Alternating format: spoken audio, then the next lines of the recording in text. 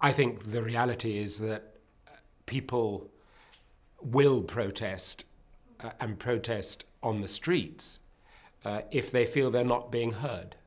They will express their frustrations and their anger in a variety of ways if they feel they are disrespected and ignored. And in my experience, that sort of protest really ought to be a last resort. Why? Because I don't actually believe at the end of the day, in any event, that violence is the answer to anything. Also, and significantly, unfortunately, in any given situation, if people take to the streets in circumstances of violent disorder, there will be some people who get hurt, and there'll be other people who will take the opportunity to commit acts of pure criminality. So what can start as a legitimate protest expressing frustration and anger at real grievances can become something very different indeed. But, you know, we shouldn't kid ourselves. The history of struggle is littered with examples of action that caused people to come out onto the streets. And that's part of the process of political change. And it happens. And certainly if you look at the history of the development of democracy in Britain, going way back to the Levellers and then the Chartists in the 19th century, the suffragettes in the late 19th and early 20th century, all of that did involve protest. It involved demonstration. It involved at times coming into conflict with the law. And yet out of those things came our current democratic system in which ordinary people have the right to vote, women have the right to vote. None of those things happened without the uprisings and protests of former years. And the Brixton uprisings were a part of that continuum, a part of that process. And I respect that fact and indeed see it as part of the process by which we ensured in this country that people of all races, of all backgrounds, had a voice. Because the reality of Brixton prior to 1981 was that black people, and black young people in particular, were living in very oppressive circumstances. We didn't have black people in positions of authority. We were disrespected by the police on a daily basis. And the uprisings helped change that, and certainly helped pave the way to the more vibrant and inclusive multiracial democracy that we have in Britain today.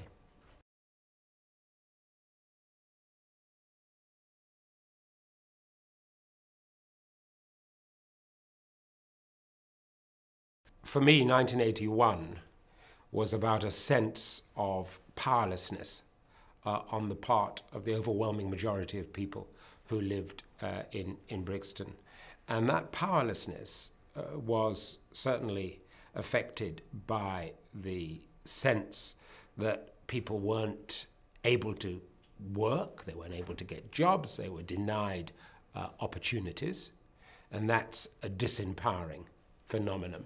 But also, it was made that much worse by oppressive policing.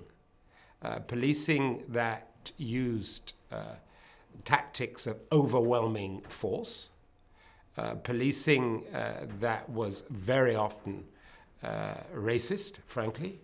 Black people were discriminated against in terms of stop and search and the sus laws. Black people were subject to frequent racist abuse by the police, and they suffered injustice at the hands of the courts. So for me, the overwhelming priority in 1981 was to have a police service, was to have a group of police officers that were more representative of the community in terms of their ethnic makeup, that didn't treat people with disrespect, and where they were disciplined if they failed to treat people with respect, and where they built partnerships in order together to create safe and secure communities. They didn't do any of those things. So when subsequently I did become a police minister, the minister for police in 1998, my priority was community policing. My priority was to deliver on the Macpherson report so that we had a police service that was drawn in terms of its makeup from a broad cross-section of the community, and a police service which exercised its powers of stop and search with greater discretion. But I and many others didn't just leave it until such time as we won political representation, until such time as we won a voice in Parliament, which happened in 1987. For us, we had to try and remove current grievances, and the greatest of those, in terms of something that ruined the relationship between the police and the public, and young black people in particular, but young people in general, were the sus laws. And so a group of women from southeast London got together and they started a campaign, a grassroots campaign. As it happened, they asked me to be their legal advisor. And the main thrust of that campaign was to remove the legal basis upon which people were being stopped and criminalized through an unjust law. And indeed, after the uprisings and the Scarman report, after a broad-based campaign that involved the churches, it involved all the political parties, at the end of the day, that law was repealed. So, you know, there are always things that people can do. It's not just a question about, well, what are the MPs going to do? What are the ministers going to do? You have to ask ourselves, what can we do to make a difference? And my belief is that people, by getting together, by being focused, by being organized, can make a difference.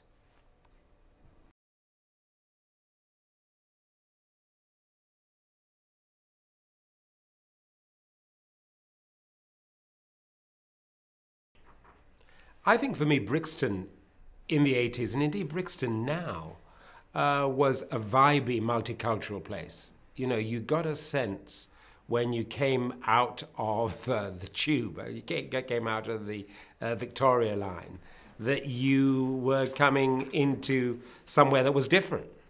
And indeed, in terms of the music, in terms of the food, because don't forget, in those days in the 80s, now you can be in Bournemouth and you can buy ackee and saltfish in the supermarket.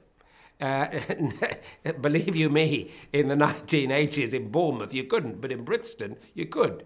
So we could get the sort of foods that we wanted. You could buy plantains, you could buy yams.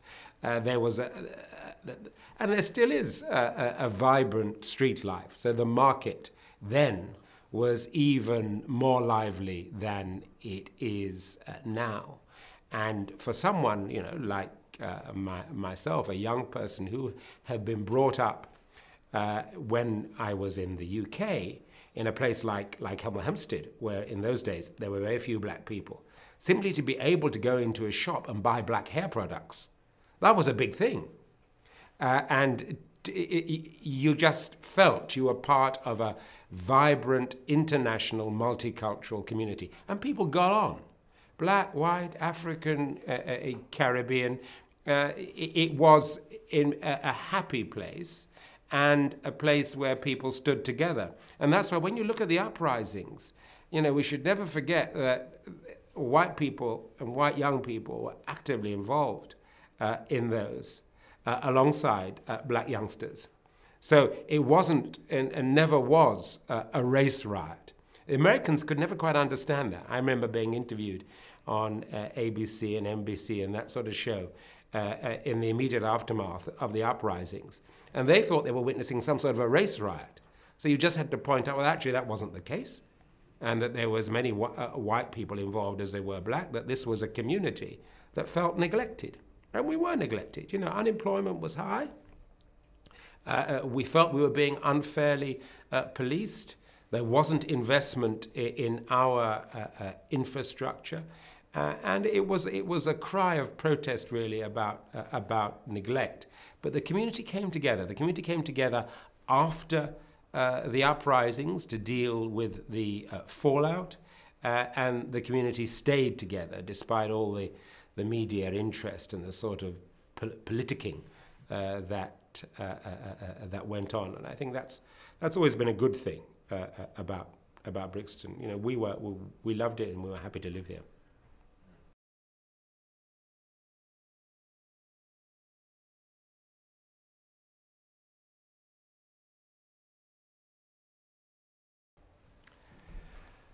You know, for me, at every stage of my life, actually,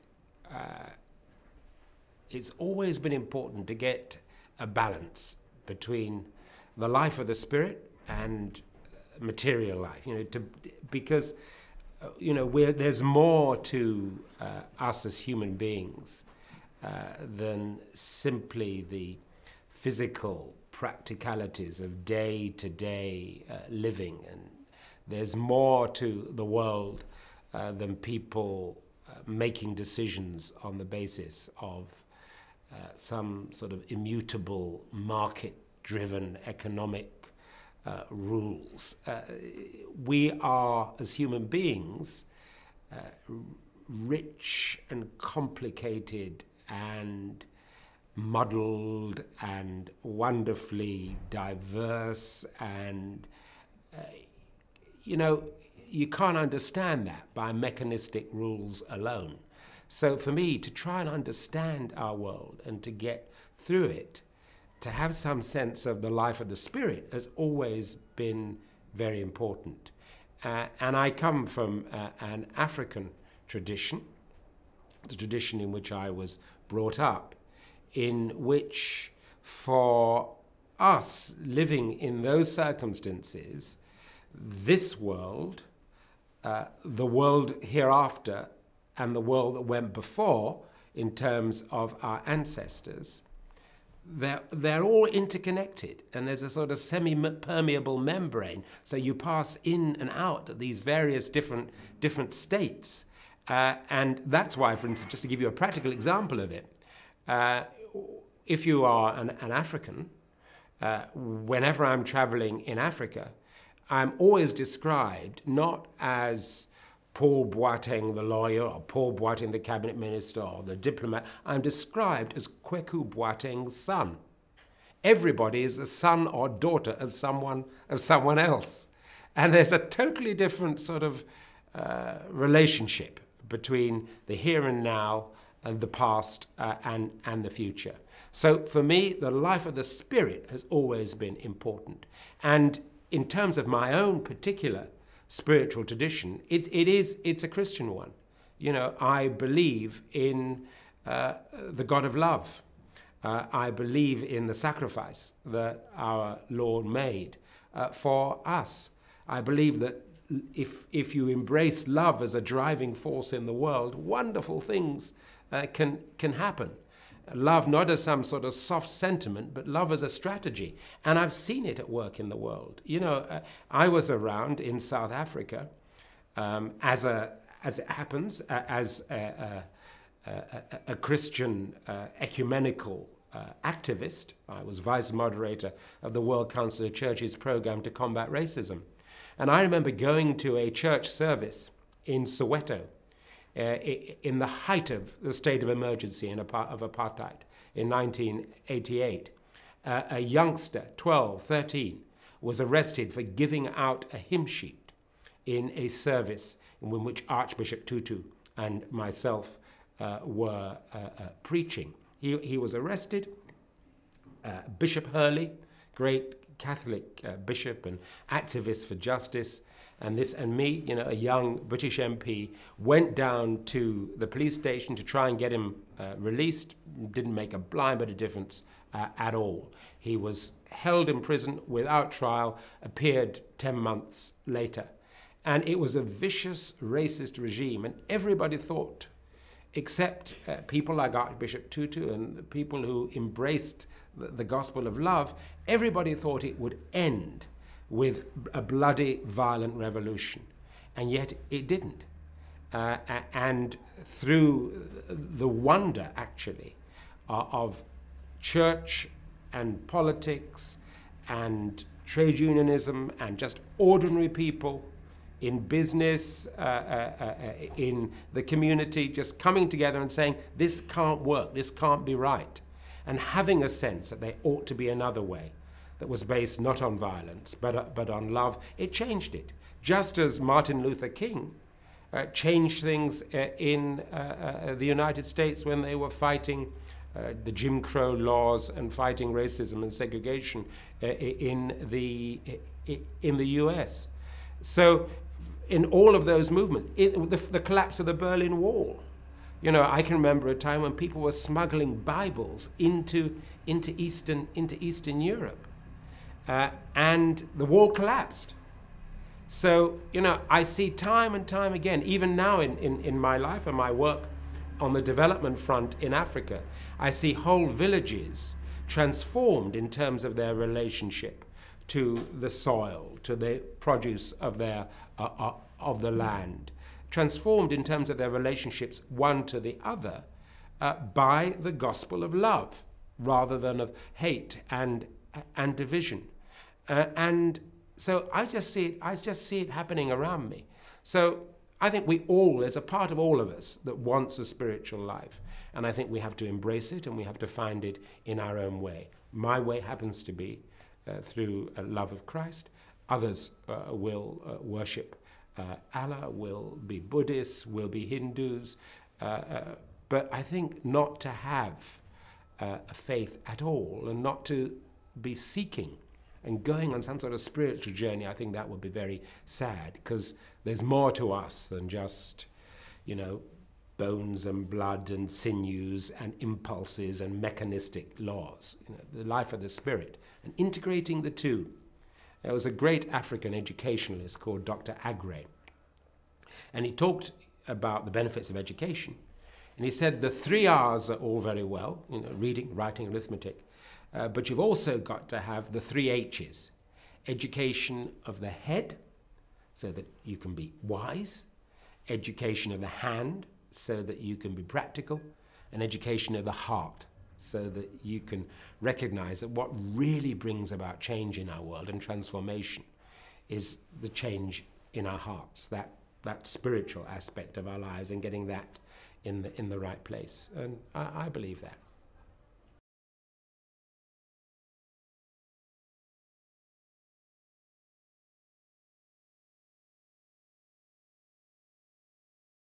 I don't think you can compare what happened last year with what happened in 1981.